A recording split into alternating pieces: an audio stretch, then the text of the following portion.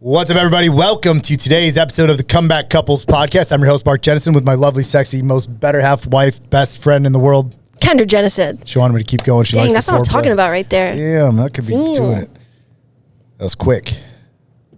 It's nice. So, we're sitting on this stage right now. Maybe they can tell, maybe they can't. I can't see on the other side of the camera. And we just got done.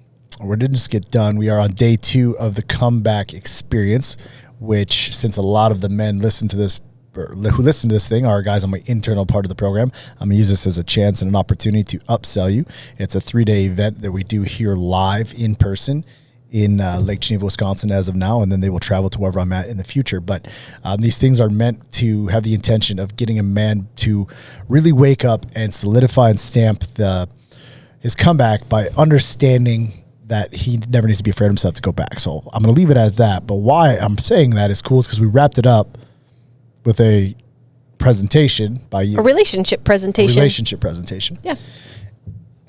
And you mentioned that you are going to start, which I've kind of talked a little bit about, but you're going to start coaching with me in the Alliance, which is another program we have in the Disciples, and even in some of my one-on-one stuff. So it's going to be really cool because I think it's going to bring a new dynamic to the company. Couldn't agree more. But most importantly, to the movement, right? Because what's going to happen now is we're going to have some cheerleaders, because the wives are going to be excited about their husbands doing their thing and change their lives and making better decisions and being a better husband and better father and all that. So I think this thing's going to rapidly grow. But what I wanted to talk about, you had 5 commands that you were talking that you told these guys, and we're going to kind of break through them. Not all of them, but we'll just touch on the ones that I think were very important. And it was cascading the future was one. Yep. Right. And we talk a lot about that a lot. And I don't want you to tell the story that you just told about it, but I want to talk the importance of the cascade. Yeah. I truly believe that's the most integral piece in a relationship for the gentleman to do, as the leader, as the visionary, as the man of the family, if you will, to cast the future, the vision, paint the picture. Let's play a different angle at it. Yeah. Back up 2019. Everyone, well, not everybody, most people know the conversation of you and I sitting, or you up crying in the hotel room in Southern California, wah, because you get to go credit card shopping. Anyways. That was not why I was crying. I'm just kidding. You're missing me. But what could I have done better? We've never actually had that conversation, right? Yeah. So what could I have done better? So it wasn't until then until I cascaded the future. And for those of you men and women who are listening to this thing, cascading the future is basically what it sounds like. I'm cascading the future to her vision. I'm creating it for her. I'm explaining it to her. It's on paper. It's in my mind. It's on a vision board. It's in magazines. It's on Instagram. And she's seeing and feeling this hunger and this desire for her life and lust and love and sex and power and money and all the cool things I'm about. She's able to see it. However, I failed miserably. And to be fair, though, I was just building a lot of things and learning about how to be a man in a relationship. Yeah, we were definitely in a growth period for sure. I mean, everything, like in our last episode that we talked about how rapidly we went through everything. It was like so rapidly that we had to kind of backtrack sometimes and be like, whoa, okay, I got to navigate through this here, girl. I can't just, and so I thought that was really important. So rapidly that a lot of people in the comments were saying 3 years, 4 years, talk to me in 27. Just a bunch of, I read, I'm like, dude, what are you doing reading these things? Because you can never do that. Well, I was looking at them like, they're like, what do these people know in 4 years, 5 years? I'm married for 27 years and I'm miserable. My husband's a prick. Well, dude, you're fucking miserable. Like, it's probably not even your husband's fault. I might know a little bit more than you think, there, guy. Like, you fucking suck. Well, that's neither here nor there. That those gentlemen, those people that speak that. But I didn't do a great job of cascading the future because honestly, the cascading the future didn't really exist until that time because I didn't have a woman to cascade it to. True. And actually, I want to put some of it back on myself too. I never, even though you're building this like massive business, you have this like obsessive personality where you were like, this is where I'm going. This is what I got to do. I'd never been with anybody like that. I loved it. I was attracted to it. It's incredible. However, I didn't know where I fit into your life because I'm not like that. I wasn't like that. right? I wasn't entrepreneurial spirited. Wasn't sitting up all night thinking all of these like business ideas and how I'm going to change the world. I didn't know what I didn't know. I know that sounds kind of silly, but I just didn't know. And I didn't know where I fit into your life. I didn't know what value I could add. I wanted to so badly because I was so sold on you and just how you spoke and the way you carried yourself, and you were just so passionate, and I was like, I want that. I want to be a part of that. I'm not like that. Like, I'm not built like him, but I want to be a part of it. I didn't know how. Anyways, I want to put it back in myself because I never came straight out and bluntly said, I want to help you. How can I help? Where do I fit in this? Yeah, that I'll let you talk, but that's something you do really good now. I do it super probably well now. Multiple times a day Yeah. sometimes, right? Like, Yeah. hey, what can I do to help you? So go ahead. But back then, I guess maybe it was just because we were new. I didn't want to overstep. I didn't want you to feel like I wanted to distract you from building a big business. I didn't want to take away from that, so I was just. So what could I have done? So I didn't pick up on that. Yeah. It's not your fault. I don't put that on you. But I'm thinking about men and women right now who've been in a relationship for 20 years, or guys and girls. A lot of the people that actually, because you're young, I'm old as balls, and but they see you on there, so they follow. They're in fresh, newer relationships. Sure. Right? And there's a lot of entrepreneurs, seems like men and women, that both want to make money and do some cool stuff. So, but I missed the boat. So what could I have done better? That's the answer I'm looking for. Yeah, I think. Where could I have paid attention? What was I missing? Because you know me, I want to take ownership in everything. Yeah, I know, and so do I. So it makes it difficult for both of us. But if I had to pinpoint one thing, I would say you were so sold, and you already knew that you had to be a massive leader for your movement for IAMACOMEBACK. You knew that. I just don't think you thought about being a leader to your family. I think it was just, I just don't think you were just like, yeah, this is my girlfriend, this is my wife, these are my kids, we just mesh and that's it. Blah, we're just there. You're like, I got going along for the ride. Yeah, I got to do what I got to do, which is my business and this, but this is what Kendra's got to do. She stays with the kids, and it was just, we were just there. I was looking for someone to lead me.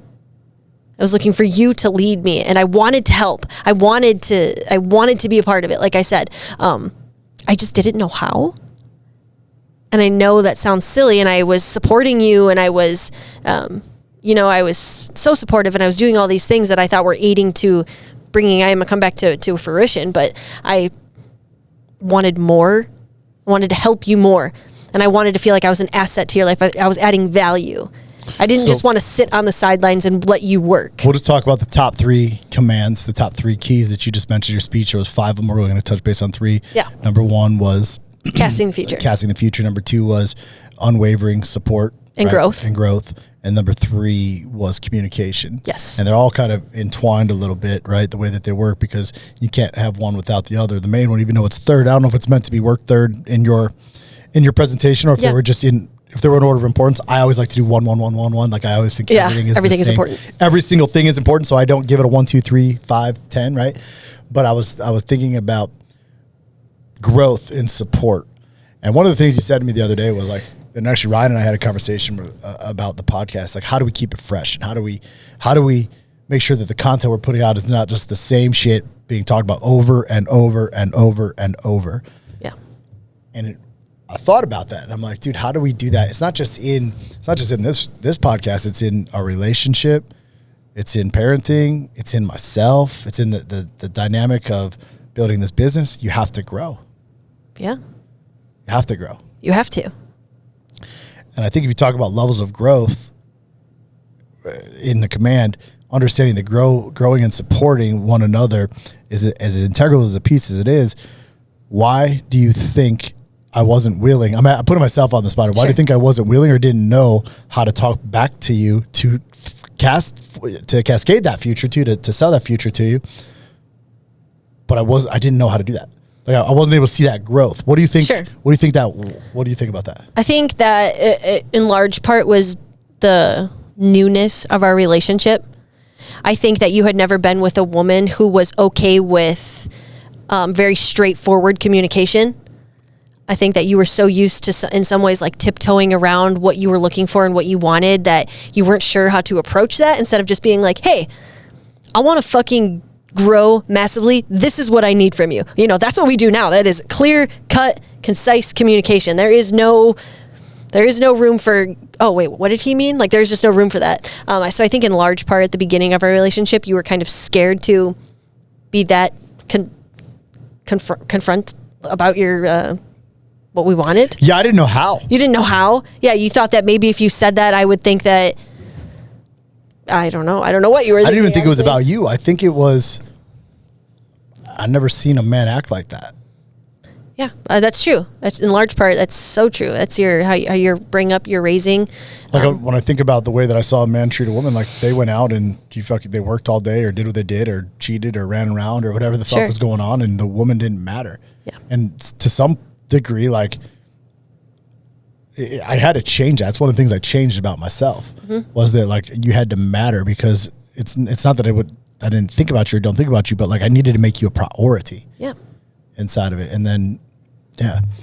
But I think that was a big deal, right? Especially, like I said, because we were pretty new in our relationship. It wasn't something that you just felt comfortable being like, well, I need you to do this. You know, I don't know. Maybe that was a big part of it. Or I just, you know, because I do things so much on my own that I'm just like a legit lone wolf, because that's one of the things where I struggle with. Yeah, you like, definitely I'm just do. like, I'm fucking lone wolf, even with you. Sometimes like, yeah, I love you, but I don't need you. With my team, sometimes, yeah, I love you guys, but I don't need you. That's a great point. Yeah, I never thought about that. But another part was probably because you were like, well, I don't really need her. I'm going to do it with or without her.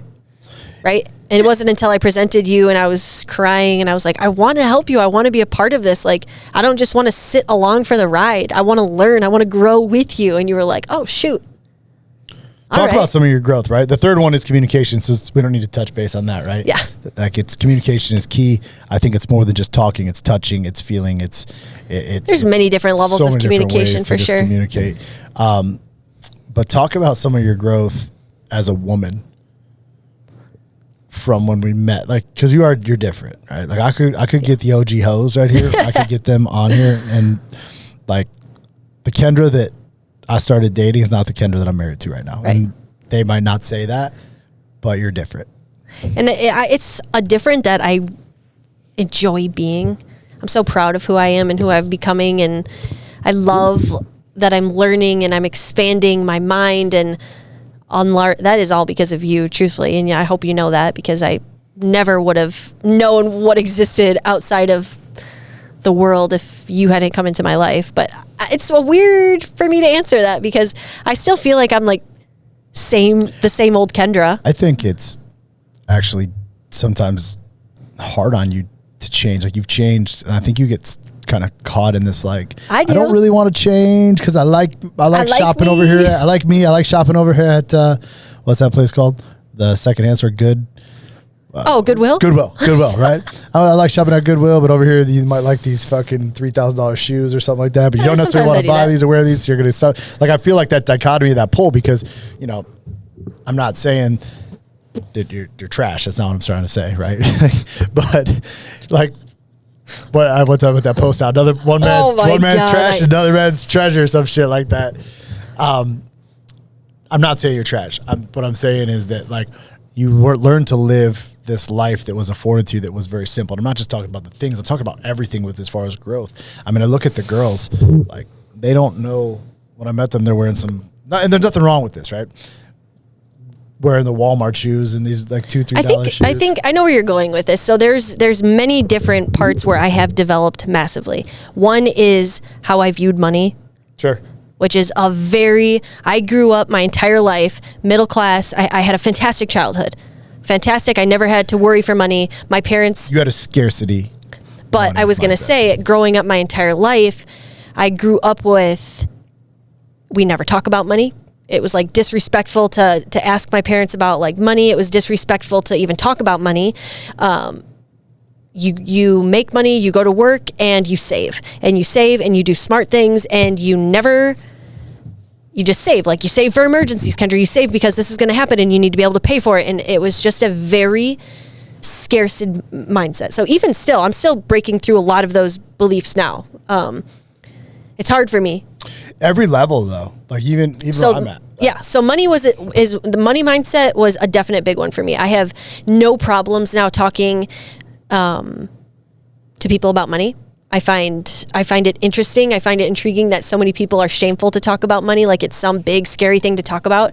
I grew up that way, and now breaking out of that and seeing things from a different perspective, where I'm like, no, if somebody would have just talked to me about money and talked to me about where I can put it and how I can handle it and what I can do, how it can grow, how it can grow, how it's a tool. I wouldn't have been as dirt poor as I was when I was in my 18, 19, 20. Like it was just a whole other way of thinking. So money was a definite big one. Self-development was another huge one for me. I was going to just say in your confidence. My confidence. Oh my goodness. So I love that I am about myself, that I'm very bubbly. I'm very free spirited. I love that about myself, but I was always so fearful of what other people thought about me. I always wanted people to like me. I wanted to make sure that nobody could ever have a bad thing to say about me. I played everything very safe. Did when we first started dating, you were like, I'm so nice. Everyone loves me. I'm Kendra. And I liked that about myself. However, I didn't realize how much of my true authentic self I was holding back by being that way. You were holding a version of yourself hostage that you really wanted to be. Yeah. And so that was a massive growth for me. I'm still very kind, and I'm still very, however, I feel way more confidently to speak freely and speak my mind, even though it might start a confrontation or that someone might disagree. Me before, I was like, I'm never gonna say anything. Like, it's better to just say nothing and be quiet and have a, fake conversation with myself about how it could have went in the shower and call it good. That was me. So definitely with that, huge levels up with that. My parent skills, my mothering, another massive, huge growth. I've always loved being a mom. It was the greatest gift that's ever happened to me. But I was a young mom, very young mom. I had Jade at 21, Bailey at 23. And so my whole life was just keeping my head above water. And so just being able to truly be the mom I want to be. And now where it's getting where our kids are older, where I have to instill life lessons in them, and everything that I do, I'm very intentional with my parenting, everything. Even if the kids see something on TV or whatever, I try to make it a life lesson. Sure. And I'm able to do that because I don't have all these other stresses in my life, because I'm like, this is my main focus, being a great wife, being a great mom. So that is a big deal. Yeah. And I think just really levels to me as I get older and I'm experiencing more. I just like who I'm becoming. I like that I get so many opportunities in my life, and that is in large part because of you. Obviously, if I never would have met you, there is no questions I wouldn't be where I am. And I'm just so grateful for that, obviously. But yeah, what's really fun is just, it's kind of fun to sit back and reflect on that. I don't really think about that because, like I said, to me, still same old Kendra. We've done more in 4 or 5 years than most people do in a lifetime. And I'm not saying that to be rude. It's just because I'm so hyper obsessed with growth. Yeah. Growing my company, ultimately growing myself. Yes, for sure. Right. Growing my mission, growing my wife, growing my kids, growing my money, growing my mindset, just growing fucking everything. And I love that. It's actually my favorite, one of my favorite, there's so many favorite parts of our relationship, but that's definitely one of my favorites is we're just continuously and especially you kind of, it's got to be hard. Forcing me. I was going to say, living with an obsessed person is probably not the easiest task at hand. It's not the easiest task. And I literally, it's either shit or get off the pot, right? So how about this week, right? Things weren't going the way that I wanted in the company. What was it? I don't know what it was. Wednesday, Thursday. Some shit threw me off. And I told you, hey, I literally said, I'm starting my day now at 4 a.m. Yeah. And what have I been doing all week? I've been getting up at 4 a.m. Going all day till 9 o'clock at night. Yeah. And I'm not ever going to get up at 4 a.m. unless I have to. But, that's just part of the obsessive. I don't just get up at 4. I fucking go right to work. You literally go to work. Right. But going back to what we were talking about, I guess, is just, are you proud of your change? I'm so proud of my change. I love who I'm becoming.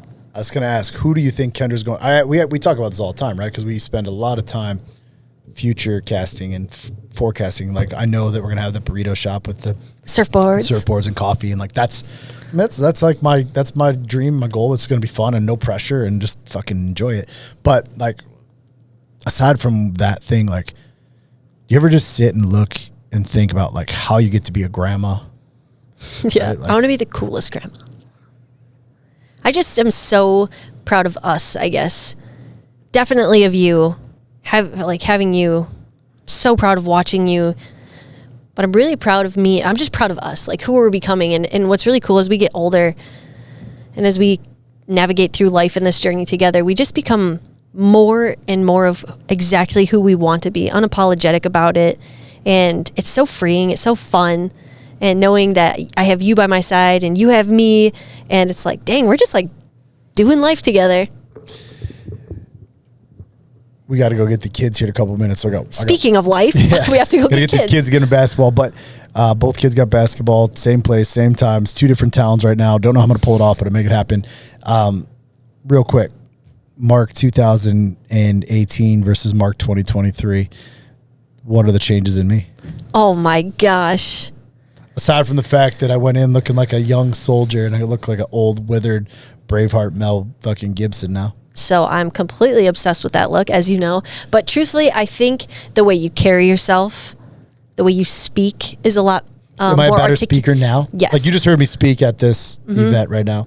How was that versus? It's way more articulated. It's way more thought out. It's way softer. I mean, you're a very intense human being as it is. And sometimes you get so caught up when you're speaking that things don't just flow because you have so much going on in your brain. You know, you told me one time that your brain is just like all the time in fast forward. Like, how do you spit out words when your brain is in constant fast forward? But you've just really slowed down. You've articulated. You've mastered the craft of your craft of speaking. You know, I'm a comeback. So that's been really fun for me to watch. I love watching you love yourself more. That's a very big deal. Even hearing you say things like you're proud. When I first met you, I was like afraid to give you compliments because everything was always like deflected. You know, you never wanted to accept it. You're always just like, well, blah, blah. I noticed that about even guys in the program. They're like, yo, I know you don't like appreciation and compliments. And I'm like, damn, I can't believe I really... You're just very hard to the world. And so watching you get older and watching you become more yourself and loving who you are and loving yourself, you're definitely opening up more, which is really nice to see. It was actually one of the hardest parts of our relationship, like going, for me personally, which is in a big part why you hired your mentor. You felt so...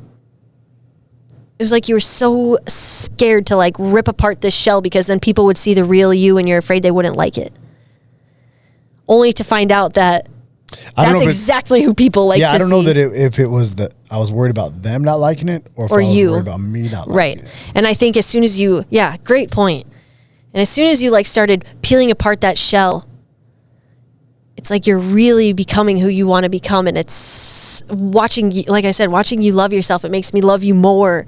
And you're just, I think those are huge, huge things. Watching you be a dad is my favorite thing too. Those kids freaking love you. So I'm going to tie this back into, they do love me and they're probably going to be upset if I don't get there in a couple minutes, but I'm going to tie this back into cascading the future, right? Painting the picture of the vision for the future.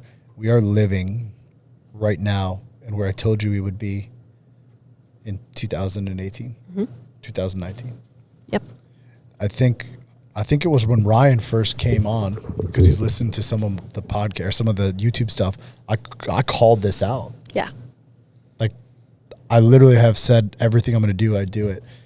And the reason I brought that back on here is because it's important, especially if you're a husband, father, man, leader, woman, whatever.